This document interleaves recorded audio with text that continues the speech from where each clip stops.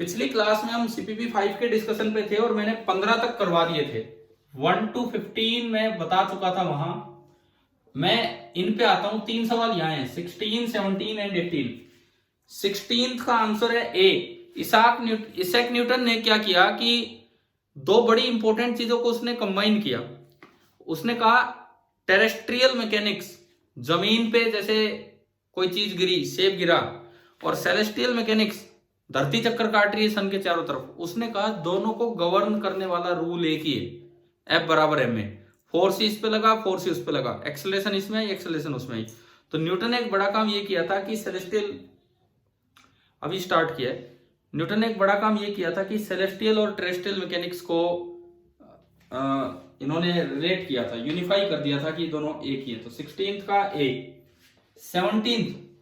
17th में nature of physical laws के नाम से था वहां पे कि in physics both the scalar and vector quantities can be conserved. Answer तो इसका सी है। मैं इसका एग्जांपल देता हूं।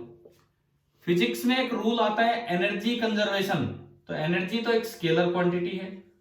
और फिजिक्स में एक रूल आता है मोमेंटम कंजर्वेशन, और मोमेंटम आपकी वेक्टर क्वांटिटी है। तो जो फिजिकल लॉज होते हैं उनमें स्केलर क्वांटिटी भी कंजर्व हो सकती है और वेक्टर क्वांटिटी भी कंजर्व हो सकती है।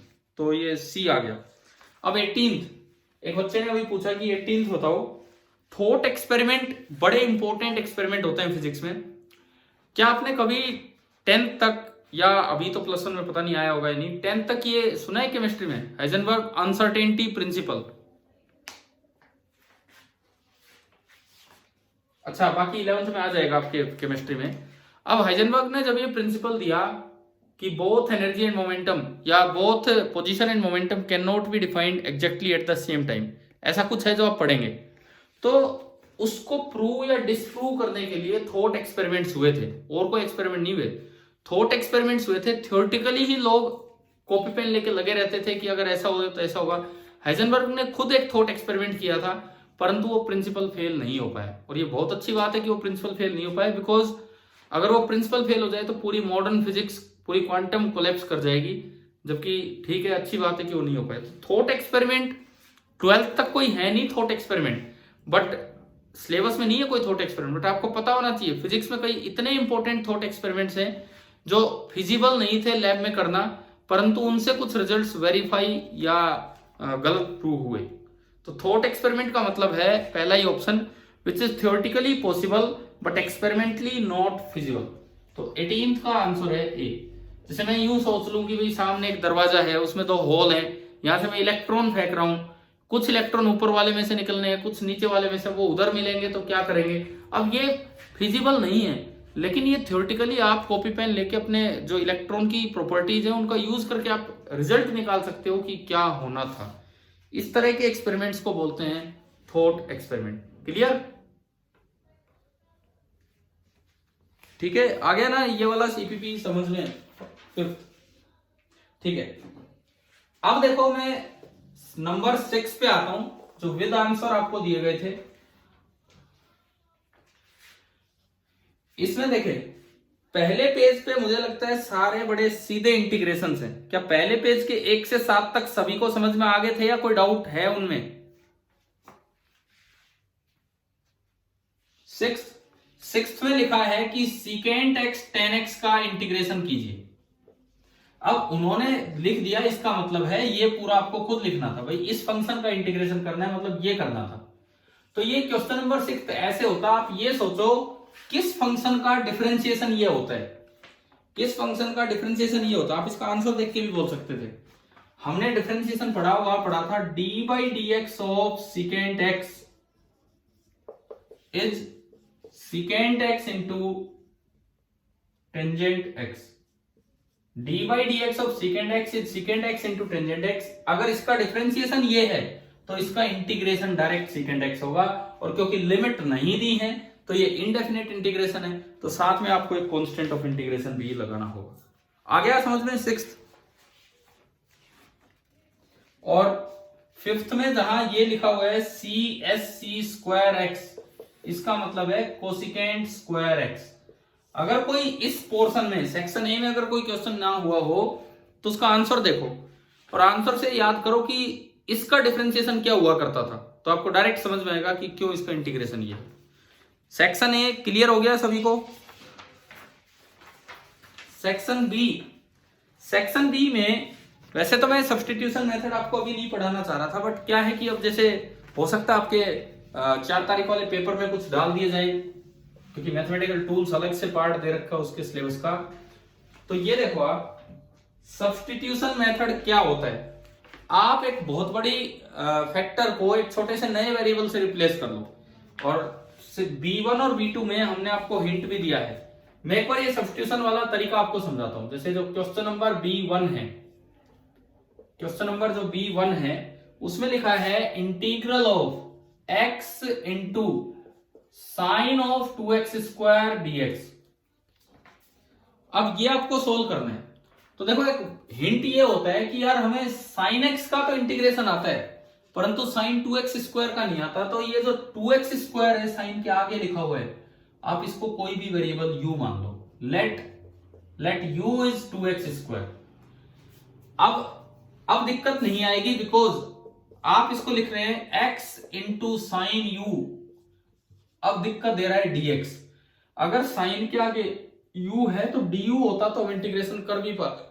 तो एक dx से दिक्कत है, एक x से दिक्कत है। तो उसको दूर करने के लिए dx हटाओ du लाओ, dx हटाओ du लाओ। कैसे? इसको दोनों साइड x के रेस्पेक्ट में डिफरेंशिएट कर दो। जो भी आपने वेरिएबल माना उसको दोनों साइड x के रेस्पेक्ट में डिफरेंशिएट कर दीजिए। तो du बाई dx 2 इंटू 2, ये तो देखो 2 तो कांस्टेंट है और x स्क्वायर का 2x। तो du बाई dx कितना आ गया आपका? 4x आ गया। du बाई dx आपका आया 4x। एक बड़ा फायदा यह है कि यहां से आप x dx की वैल्यू निकाल लो। x इंटू dx की वैल्यू होगी du अपॉन 4। और आपको ये दिख रहा होगा कि इसमें x इंटू dx इकट्ठा किया जा सकता है। तो ये इंटीग्रेशन आगे बढ़ेगा। x dx मैंने इकट्ठा किया और इसके अलावा साइन u, और x dx की जगह जब du बाई 4 रखा तो 1/4 बाहर आ गया और अंदर ओनली बचा इंटीग्रल साइन u du। अब आप खुद सोचिए साइन u का इंटीग्रेशन क्या होता है?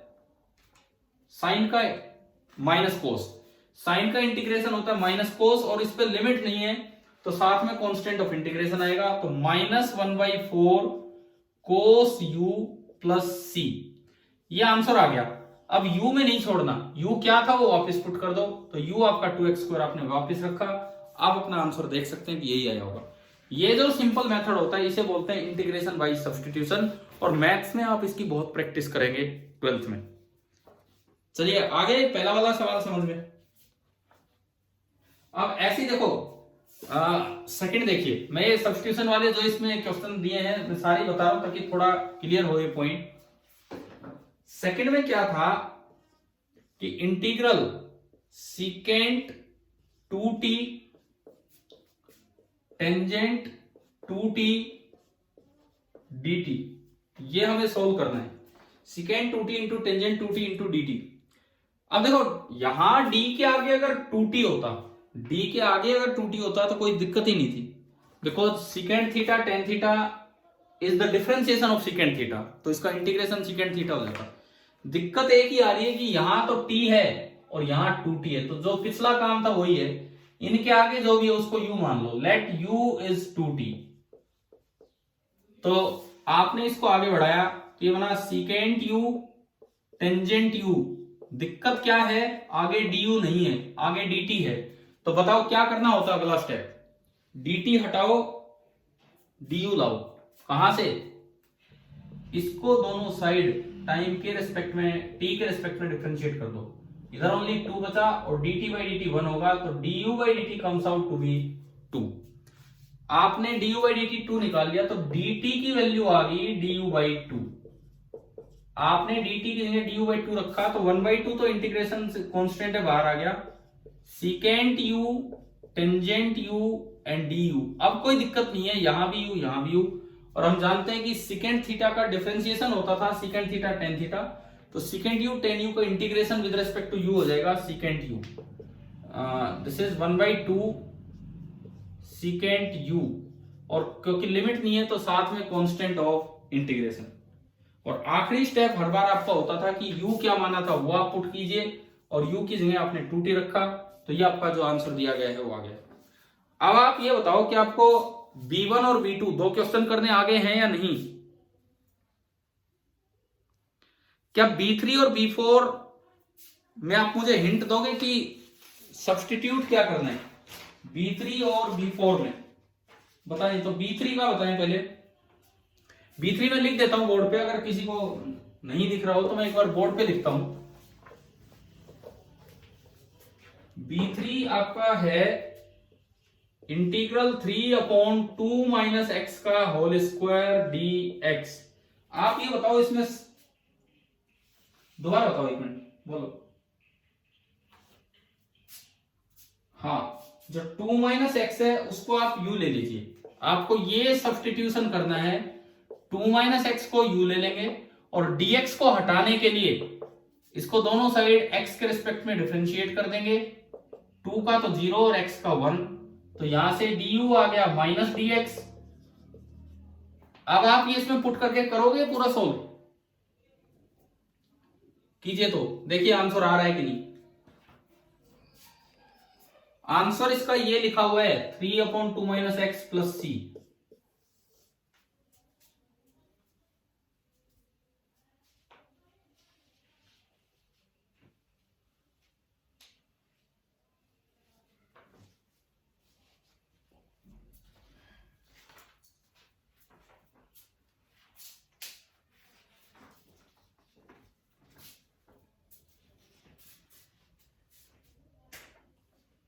आ गया ना?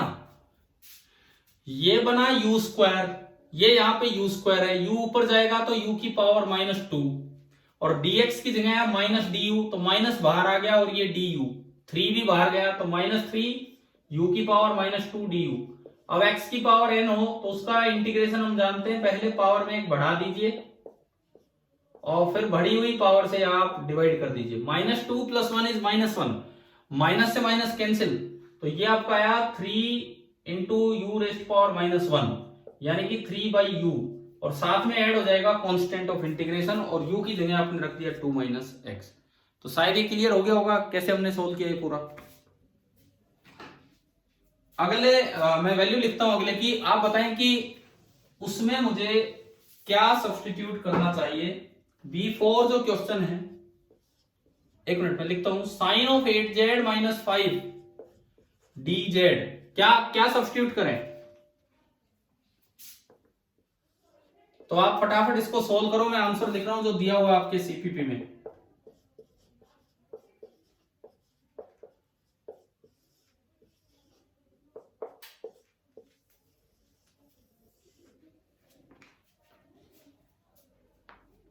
अरे चुपचाप करो।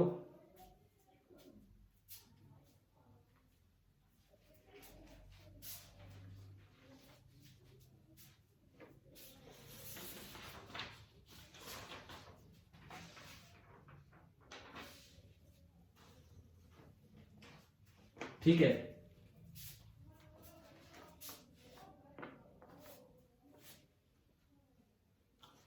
आ गया सभी का? किसी को कोई दिक्कत हो तो अभी बताओ। ठीक है, आज वाले सीपीपी पे ऊपर हेडिंग में फिजिकल वर्ड लिखा हुआ है गलती से, बाय चांस टाइपिंग मिस्टेक। वो फिजिकल वर्ड नहीं, वो इंटीग्रेशन पे ही था, वो मैंने गलती से ध्यान नहीं रहा वो चेंज करना, इसीलिए फिजिकल वर्ड आ गया। चलो, अब ये तो हुए integration by substitution. Section C में आपको 3 क्वेश्चंस दिए हैं। सेक्शन सी आप देखें, सेक्शन सी में 3 क्वेश्चंस दिए हैं, C1, C2, C3, केवल डेफिनेट इंटीग्रेशन पे। ये इतना क्लियर दिख नहीं रहा इसमें टाइपिंग में, तो आप कोई बात नहीं, मैं लिखता हूं, एक मिनट वैल्यू लिखता हूं। ये पहली वैल्यू है -4 से -1। जो दूसरा सवाल है C2 RDR, हाँ दिख रहा है ना, √2 से 5√2। और जो तीसरा सवाल है e⁻x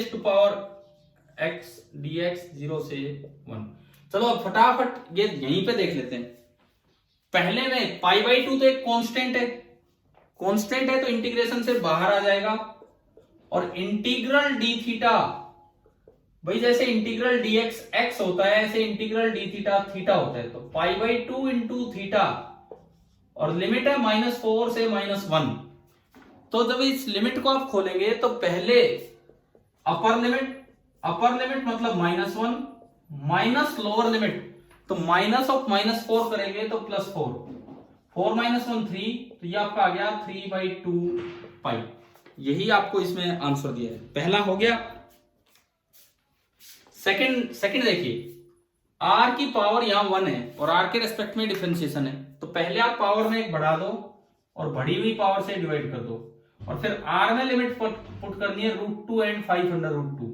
देखिए 1/2 तो कांस्टेंट है, बाहर आ जाएगा, r का स्क्वायर तो 5/√2 का स्क्वायर माइनस √2 का स्क्वायर आता है नहीं, आपको पुट करना upper limit minus lower limit. 5/√2 का स्क्वायर कितना होगा बताइए, 50 50 माइनस 2 तो 48/2 24, यही इसका आंसर दिया था। अब आप देखो C3 जो है आखिरी e⁻x dx, ये और देख लीजिए।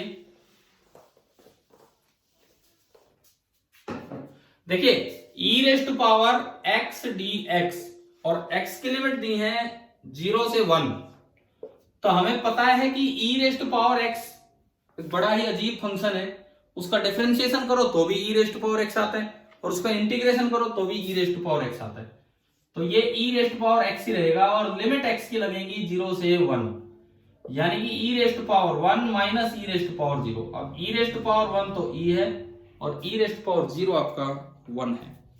तो अभी बताओ, मैंने एक एक सवाल डिस्कस कर दिया है इस इंटीग्रेशन वाले असाइनमेंट का, क्या ये समझ में आ गया है कि नहीं।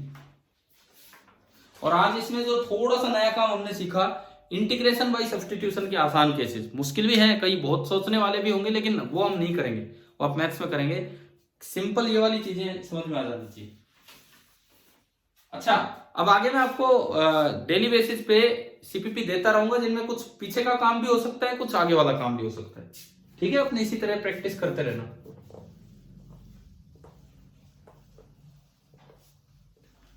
अब हम अगली यूनिट पे आते हैं, फिजिकल वर्ल्ड एंड मेजरमेंट में। अगली यूनिट नहीं, अगले चैप्टर पे फिजिकल वर्ल्ड मैंने आपको इन शॉर्ट पढ़ा दिया, एक सीपीपी भी करवा दिया 18 क्वेश्चंस का, उसका सिलेबस मैंने आपको पहले लिख के दिया था एक सीपीपी में 2-3 लाइनों में।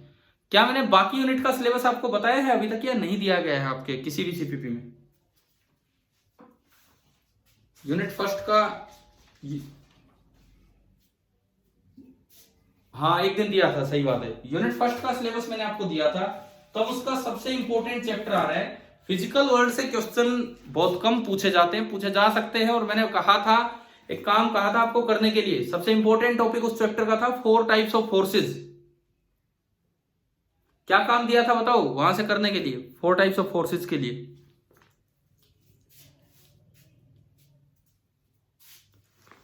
HC वर्मा के 4th चैप्टर के मैंने ऑब्जेक्टिव फर्स्ट और सेकंड करने को दिए थे। अभी मुझे लगता है कि बहुत से बच्चों को तो याद ही नहीं रहे होंगे। आप अगली क्लास से पहले मेरे नंबर पे अपने HCV के डाउट्स क्वेश्चन नंबर लिख के भेज दे, तो मैं आपको वहीं पर आंसर दे दूंगा, या फिर अगली क्लास में ले लेंगे, नहीं तो नेक्स्ट टाइम आप बताएंगे क्या डाउट्स है, अगर नहीं किए हैं तो, ठीक है। अब देखो, अब जो हमारा एनसीईआरटी चैप्टर सेकंड स्टार्ट होता है, अगर बुक नहीं है कुछ बच्चों के पास, तो मैं उस दिन की तरह फिर से चैप्टर 2 की फोटो स्कैन करके आपको भेज दूंगा, चैप्टर 2 के भी आपके ग्रुप में डाल देंगे। अब देख लो आप कैसे कर रहे हो, मैं तो आपके लिए ही कर रहा हूं ये।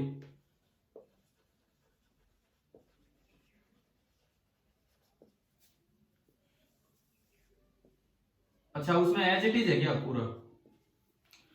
ठीक है, हम वहां से ले लेंगे। आप ठीक है वहां से आप बता देना, हम दे देंगे आपको, या आप ही डाल देना ग्रुप पे, तो आप डाल नहीं सकते ना। देखिए, ये हमारा चैप्टर सेकंड है, यूनिट्स एंड मेजरमेंट। बड़ा अच्छा चैप्टर है, इसमें 3-4 तरह से चीजें चलेगी। सुनिए किस तरह से क्या क्या हमें पढ़ना होगा। यूनिट्स एंड मेजरमेंट में सबसे पहली चीज तो हम पढ़ेंगे कि एक यूनिट का मतलब क्या होता है। उसके अंदर दो चीजें होती है, एक न्यूमेरिकल वैल्यू, एक फिजिकल क्वांटिटी के अंदर दो चीजें होती है, एक न्यूमेरिकल वैल्यू और एक यूनिट। तो यूनिट का क्या मतलब है, पहली चीज हम ये सीख रहे होंगे। उसके बाद हम सीखेंगे यूनिट दो तरह की होती हैं, एक फंडामेंटल यूनिट और एक डेराइव्ड यूनिट। इनका मतलब हम समझेंगे क्या है क्या नहीं। फंडामेंटल यूनिट्स हमारी 7 हैं प्लस 2 सप्लीमेंट्री यूनिट्स हैं, ये हम सीख रहे होंगे। आपकी एनसीईआरटी बुक में इनकी पुरानी डेफिनेशंस दे रखी है। अभी लास्ट ईयर ही, पिछली साल क्या हुआ, मैंने पुरानी डेफिनेशंस बच्चों को थोड़ा याद करवाई, समझाई, और उससे नेक्स्ट डे ये डेफिनेशंस चेंज होगी, सारी नहीं, कुछ डेफिनेशंस चेंज कर दी गई इन यूनिट्स की। तो हमें वो डेफिनेशंस याद करने की एज इट इज जरूरत नहीं है, बस थोड़ा सा आइडिया होना चाहिए कि क्या है क्या नहीं। तो पहला काम तो हम इस पार्ट में, चैप्टर में ये कर रहे होंगे, यूनिट्स के बारे में पढ़ रहे होंगे, फंडामेंटल और डेराइव्ड के बारे में पढ़ रहे होंगे, क्या होते हैं सप्लीमेंट्री यूनिट्स, ये सब हम देख रहे होंगे। अच्छा, उसके बाद फिर आएंगे मेजरमेंट के 3 चीज, measurement of length, measurement of mass, measurement of time. हमें इसमें केवल ये डिटेल में पढ़ना है, केवल ये, क्योंकि क्वेश्चन इंस्ट्रूमेंट्स पे आते हैं वर्नियर कैलिपर और स्क्रू गोज। कभी ये नाम सुने, vernier caliper and screw gauge? नहीं सुने तो अगर मेरे पास, रुको मैं दिखाता ही हूं आपको। ये तो है स्क्रू गोज, तो यहीं रखा हुआ है, वर्नियर भी कहीं रखा होगा। दिस इज स्क्रू गोज, ये मेजरिंग इंस्ट्रूमेंट है, लेंथ मेजरिंग इंस्ट्रूमेंट। और एक वर्नियर कैलिपर भी शायद मेरे पास होगा कोई, तो मैं आपको ढंग से समझाऊंगा इंस्ट्रूमेंट्स के साथ क्या है। तो मेजरमेंट ऑफ लेंथ में हमें दो चीजें सीखनी होंगी, एक डायरेक्ट मेथड और एक इनडायरेक्ट मेथड। इसमें इंस्ट्रूमेंट्स और इसमें वैसे थोड़ा लॉजिक लगा के, ये एक अच्छा टॉपिक है जो हमें आना चाहिए। और आईआईटी में डायरेक्ट मेथड्स पे क्वेश्चन बहुत आने लग रहे हैं लगातार, इनडायरेक्ट पे आए ना आए वो एक अलग बात है, लेकिन पढ़ेंगे हम। मास और टाइम का मेजरमेंट मैं आपके लिए छोड़ दूंगा एनसीईआरटी बुक से, बिकॉज इन पे कभी क्वेश्चन नहीं आते हैं। बस एक बार आप रीडिंग लगा लेना, क्योंकि अभी ये पूरा समझ में भी नहीं आता है, आगे चल के फिजिक्स में आगे ये चीजें आती रहती हैं। अच्छा, मेजरमेंट के बाद जब ये चीजें आप मेजरमेंट वाली 3 चीजें कर चुके होंगे, तो उसके बाद हम आएंगे कि एक्यूरेसी क्या होती है, प्रिसिशन ऑफ मेजरमेंट क्या होता है, और एरर का क्या मतलब। मैं लिख नहीं रहा ढंग से, वैसे बता रहा हूं, एक्यूरेसी, प्रिसिशन एंड एरर्स। और इसमें सबसे इंपॉर्टेंट चीज है एरर्स। एरर्स के टाइप हम पढ़ रहे होंगे। फिर कैलकुलेशंस में एरर कैसे आगे बढ़ेगा। आपने दो चीजें मेजर की, आपने मास मेजर कर लिया, आपने वॉल्यूम मेजर कर लिया, लेकिन डेंसिटी मेजर नहीं होती है, डेंसिटी कैलकुलेट होती है। तो मास में इतना एरर आया, वॉल्यूम में इतना एरर आया, तो डेंसिटी में कितना एरर जाएगा, ये हम कैलकुलेट करना सीख रहे होंगे। तो प्रोपेगेशन ऑफ एरर एक बहुत अच्छा टॉपिक है। उसके बाद एक टॉपिक आना है, मैं पूरे सीक्वेंस ही आपको दे रहा हूं, सिग्निफिकेंट फिगर्स।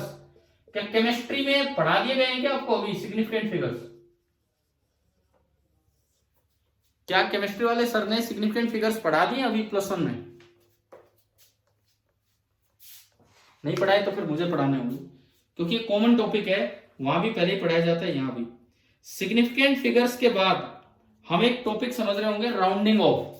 जैसे राउंड ऑफ नहीं करते हैं, 59 को आप नियरली 60 बोल देते हो, 51 को आप नियरली 50 बोल देते हो। राउंडिंग ऑफ की क्या रूल्स है वो सीख रहे होंगे। उसके बाद हम जोड़ घटा करना सीखेंगे। चलो आप बताओ, शायद तो आपको आता होगा। मैं सिंपली एडिशन आपसे पूछूंगा, सिंपली एडिशन। 15 + 10 कितना होता है?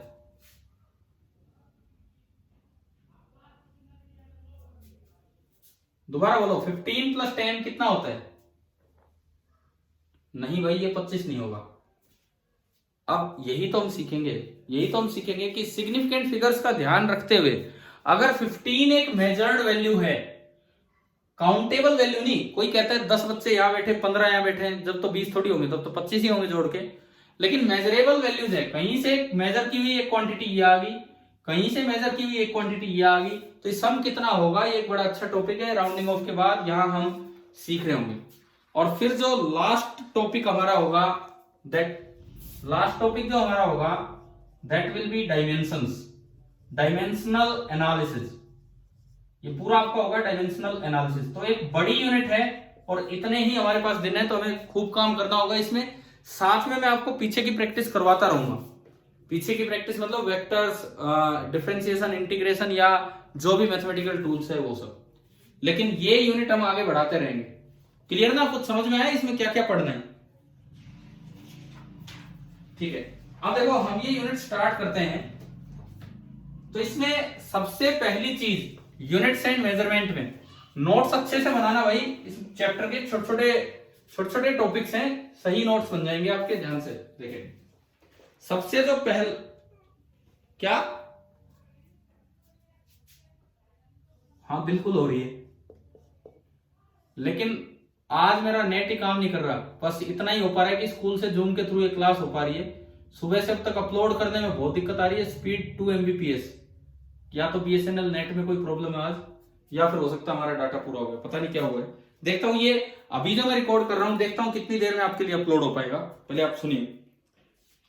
यूनिट, शुरुआत हम यहां से करते हैं। यूनिट क्या होती है आप बताओ? लेंथ मेजर करने की यूनिट क्या है? अरे मीटर तो साइंटिस्ट लोगों ने बना दिए एक यूनिट। आप ही बताओ, घर पे कभी चारपाई रखी है, चारपाई बनाई है, खाट जिसे बोलते हैं हम। पहले तो उसको बांधते थे जब देखते थे, तो वहां मीटर में यूज नहीं करते, वहां लेंथ किस में मेजर करते हैं? ना ना ना, हाँ ये सही बताया, ऐसे ऐसे नहीं करते हैं। ये क्या होता है? क्या होता है ये? क्या बोला था आपने अभी? हाँ, और फिर कहीं लास्ट में थोड़ी कमी पड़ जाए तो वैसे भी करने लग जाते हैं, थोड़ा सा रह गए। हाँ तो ये भी तो यूनिट्स ही हैं। These are also units of measurement of length. मतलब यूनिट का मतलब है कोई भी arbitrarily chosen accepted reference. Accepted reference मतलब जिसको सभी लोग यूज करते हो। जैसे इंडिया में ये बिलांद और आंगल यूज हो रहा था, तो ये भी एक arbitrarily chosen accepted reference standard था। अब यूनिट का मतलब क्या है कि उसकी वैल्यू थोड़ी फिक्स हो। अब बिलांद बोलते हो यार, किसी का हाथ छोटा है, किसी का हाथ बड़ा है, तो इतनी एग्जैक्टली वो डिफाइन नहीं हो पाई। तो यूनिट का मतलब ही क्या होगा? कंपैरिजन। किस चीज के साथ आप कंपैरिजन कर रहे हो? किसी फिजिकल क्वांटिटी का। जैसे मान लो मुझे ये फिजिकल क्वांटिटी दी, सुनिए, मुझसे कहा जाए कि ये एक रोड है और आप इसकी लेंथ बताओ कितनी है। ये रोड है, इसकी लेंथ बताओ कितनी है। मेजर करने के लिए मैं एक स्केल उठा लाया। अब क्या करते हैं हम बताना, ये लेंथ बड़ी है, ये स्केल छोटा है, तो हम करते क्या है, कैसे मेजर करते हैं इसकी लेंथ? हाँ, जहां पे खत्म हुआ वहां से फिर लगा लिया ये, फिर जहां से खत्म हुआ वहां से फिर लगा लिया, एंड फाइनली हम देखते हैं कि 2 बार तो पूरा हो गया और ये इतना। अब इसको बोलते हैं एक यूनिट। अरे यूनिट का मतलब ही एक होता है। यूनिटी का मतलब एकता, यूनिट मतलब एक। यूनिट का मतलब ही एक होता है कि भाई ये चीज एक बार यहां तक आ गई, एक बार यहां तक, और मान लो आधी यहां तक, तो इसकी लेंथ लिखी जाएगी 2.5 यूनिट। अब अगर वो यूनिट, ये मैं मान रहा हूं कि आधा है यहां तक, अब अगर वो यूनिट क्या है आपकी, मान लीजिए वो यूनिट एक मीटर है। अगर वो यूनिट एक मीटर है तो ये लेंथ है 2.5 इंटू 1 मीटर। तो इस 1 मीटर को बोलते हैं यूनिट। जैसे कहीं लेंथ लिखी हो 2.5 मीटर, तो इसका मतलब ये है कि जो यूनिट है दैट इज 1 मीटर, एंड जो न्यूमेरिकल वैल्यू है दैट इज 2.5। और ये जो पूरी फिजिकल क्वांटिटी है, इसको एक फॉर्मूले की तरह दिखाया जाता है, Q is equal to N into U. Q को हमने बोला magnitude of physical quantity, Q को हमने बोला magnitude of physical quantity, this is the magnitude of physical quantity. N को हम बोल रहे हैं न्यूमेरिकल वैल्यू, N को हम बोल के चल रहे हैं न्यूमेरिकल वैल्यू, एंड U को बोल रहे हैं यूनिट ऑफ मेजरमेंट। तो Q equal to N U फॉर्मूले का क्या मतलब है? क्या ये क्लियर हो गया आप सभी को? ठीक है, अब देखो आगे सुनो। इस फॉर्मूले में ही एक चीज आप यहीं पे समझिए, स्टार्टिंग में ही, अगर मैं यूनिट चेंज कर दूं तो बताइए क्या Q की वैल्यू चेंज होगी या नहीं?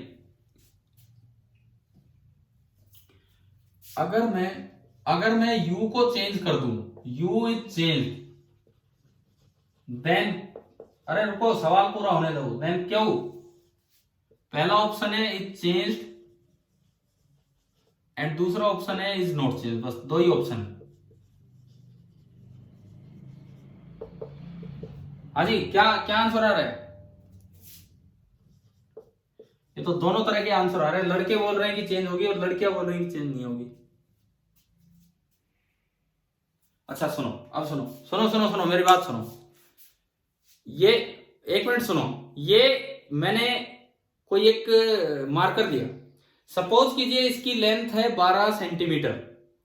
मैंने कहा इसकी लेंथ है 12 सेंटीमीटर। मैंने यूनिट चेंज कर दी, मैं सेंटीमीटर को मीटर में ले गया। मैं पहले इसे सेंटीमीटर में बता रहा था, अब मैं इसे मीटर में बताने लगा, तो क्या इसकी लेंथ चेंज हो गई है? क्या स्केल की लंबाई आपके यूनिट पे डिपेंड करेगी? कोई कह रहा है मीटर लो, कोई सेंटीमीटर। स्केल तो पागल हो लेगा, कभी छोटा होगा कभी बड़ा, ये तो कोई मतलब ही नहीं है। इसका मतलब जो फिजिकल क्वांटिटी है उसका मैग्नीट्यूड इंडिपेंडेंट होता है सिस्टम ऑफ यूनिट से। हाँ, अगर आपने यूनिट चेंज कर दी तो न्यूमेरिकल वैल्यू चेंज होगी, न्यूमेरिकल वैल्यू, लेकिन मैग्नीट्यूड क्या रहेगा? बिल्कुल सेम। अब इसमें यूं बताओ, अगर यूनिट छोटी की तो न्यूमेरिकल वैल्यू बढ़ेगी या कम होगी? बिल्कुल। जैसे मान लो किसी की लेंथ है 1 मीटर और मैं उसे सेंटीमीटर में बताना चाहूं तो कितने सेंटीमीटर? 100 सेंटीमीटर।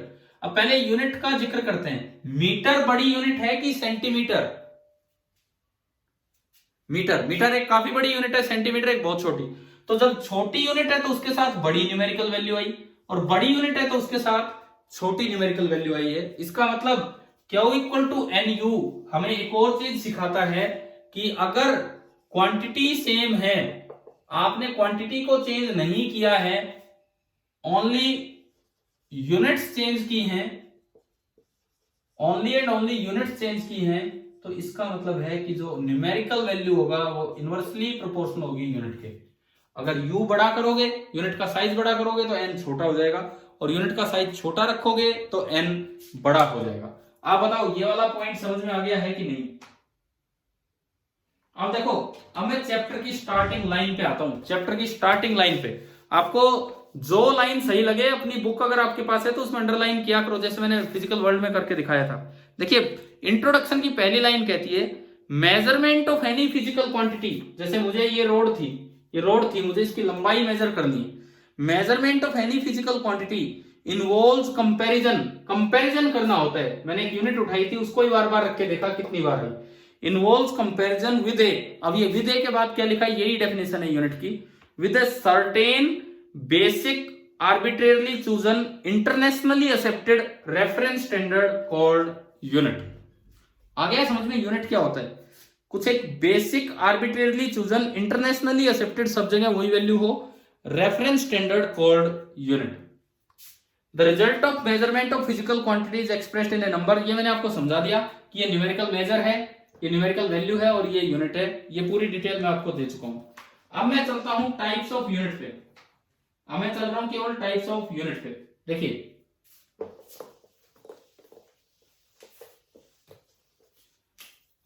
आपकी यूनिट्स दो तरह की होती हैं। टाइप्स ऑफ यूनिट्स दो तरह की होती हैं। एक को बोलते हैं फंडामेंटल या बेस यूनिट्स, फंडामेंटल और बेस यूनिट्स, एंड दूसरी यूनिट्स को बोलते हैं डेराइव्ड यूनिट्स।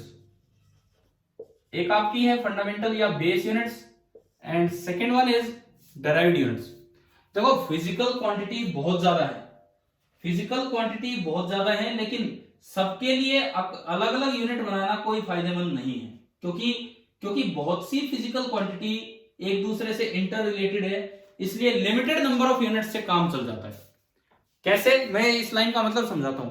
फिजिकल क्वांटिटी तो इनफाइनाइट है, बहुत ज्यादा है, मतलब इनफाइनाइट में बोल रहा हूं, लेकिन इनफाइनाइट तो नहीं, लेकिन बहुत ज्यादा है। आप किसी भी चैप्टर में जाओगे, कई फिजिकल क्वांटिटी निकल के आती है, मास, लेंथ, टाइम, करंट, चार्ज, पता नहीं कितनी है, लेकिन आपस में रिलेशन होने की वजह से यूनिट्स बहुत ज्यादा नहीं है, लिमिटेड नंबर ऑफ यूनिट से काम चल गया। एग्जांपल देता हूं, लेंथ की यूनिट क्या है? लेंथ की यूनिट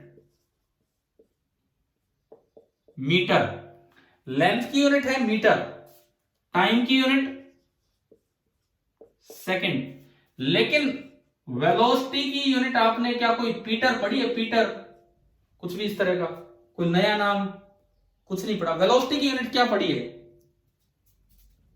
तो क्या कोई नई यूनिट की जरूरत पड़ी है? इन्हीं से काम चल गया, इन्हीं से काम चल गया। तो क्या है कि ज्यादातर यूनिट्स बेस यूनिट से डेराइव हो जाती है, इसीलिए बहुत ज्यादा यूनिट्स हमें बनाने की जरूरत नहीं है। तो ये मीटर, सेकंड जो किसी और से नहीं बनी, इनको तो बोल देते हैं फंडामेंटल और बेस यूनिट, और मीटर पर सेकंड इसको बोलेंगे ये कैसी यूनिट है आपकी? Derived unit. तो फंडामेंटल और base unit and derived unit, क्या इनमें डिफरेंस समझ में आ गया है?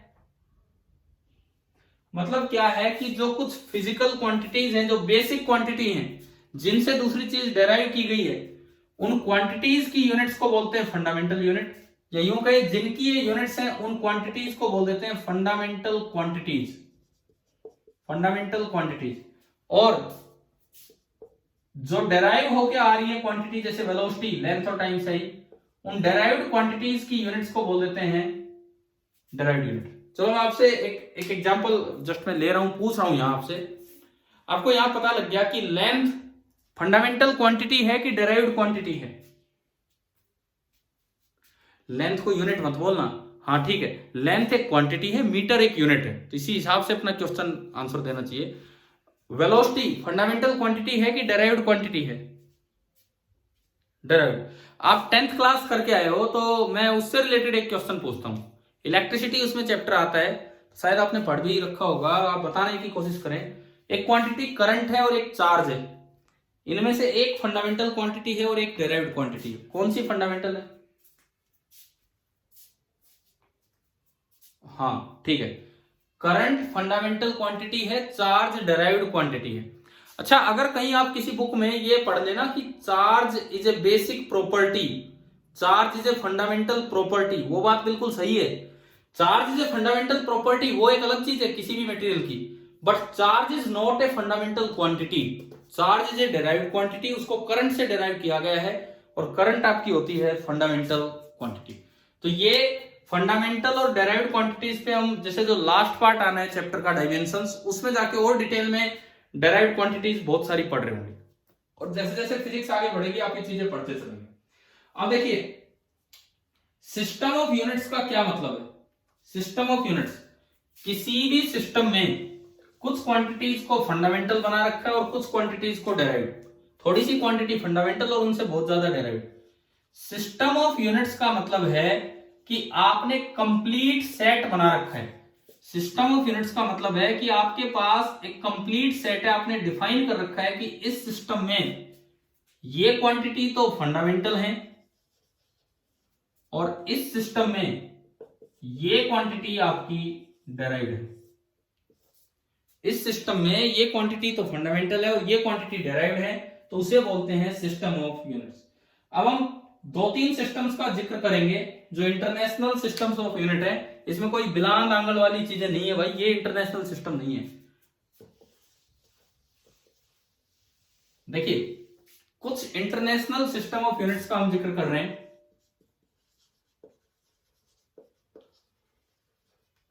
International system of units,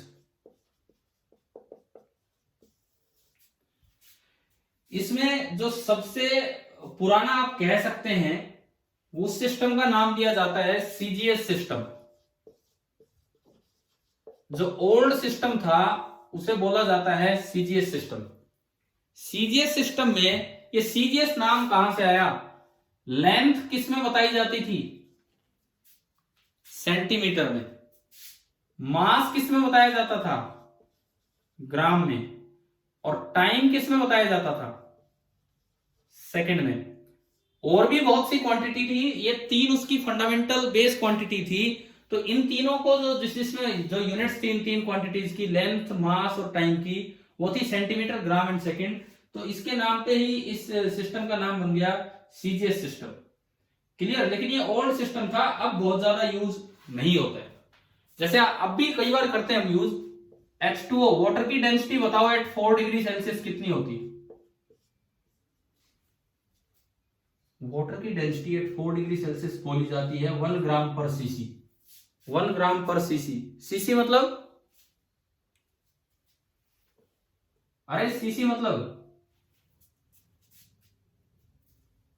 centimetre cube. मतलब अगर आप 1 सीसी लेंगे, 1 सीसी मतलब 1 सेंटीमीटर क्यूब पानी लेंगे तो उसका मास होगा 1 ग्राम। तो पानी की डेंसिटी अब भी अक्सर सीजीएस यूनिट में बता दी जाती है क्योंकि एक याद रखने लायक ये यूनिट है। तो ये आपका ओल्ड सिस्टम था, सीजीएस सिस्टम। उसके बाद एक ब्रिटिश सिस्टम आया, एफपीएस सिस्टम। ब्रिटिश सिस्टम आया एफपीएस सिस्टम।